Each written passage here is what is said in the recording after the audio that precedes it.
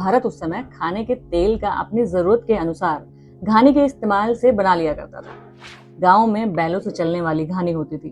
बीज उसी इलाके के खेतों से आते थे, तेल भी वही निकलता था और फिर वही इस्तेमाल किया जाता था।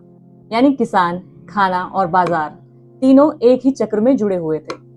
लेकिन फिर भारत बदलने लगा, शहर बनने लगे और शहरों का विस्तार भी बढ़ने लगा। फैक्ट्रियां बनी और जब जरूरत बढ़ी तो फैक्ट्रियों की संख्या भी बढ़ी और धीरे धीरे खाना भी एक इंडस्ट्री बन गया।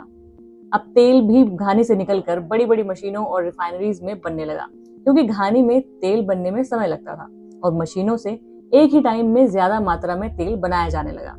और यहीं से शुरू हुआ रिफाइंड ऑयल का दौर। इसे मॉडर्न कहा गया, साफ कहा गया, हल्का कहा गया और धीरे धीरे ट्रेडिशनल ऑयल्स यानी सरसों, नारियल और तिलों के तेल को पुराने जमाने की चीज समझा जाने लगा।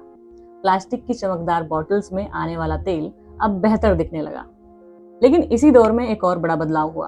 भारत की आबादी तेजी से बढ़ रही थी, शहरों में तेल की मांग बढ़ रही थी और देश उतना एडिबल ऑयल पैदा नहीं कर पा रहा था जितने की जरूरत थी। शहरों में तेजी से बढ़ती आबादी के लिए सस्ता और ज्यादा मात्रा में बनने वाला तेल चाहिए था। रिफाइंड ऑयल कंपनियों ने इसी जरूरत को पूरा किया।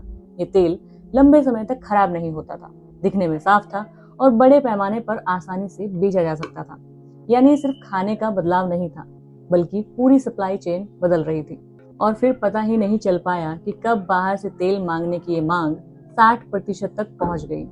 इस मांग में सबसे ज्यादा पाम ऑयल, सोयाबीन ऑयल और सनफ्लावर ऑयल्स होता है, जो ज्यादातर इंडोनेशिया और मलेशिया जैसे देशों से आता है।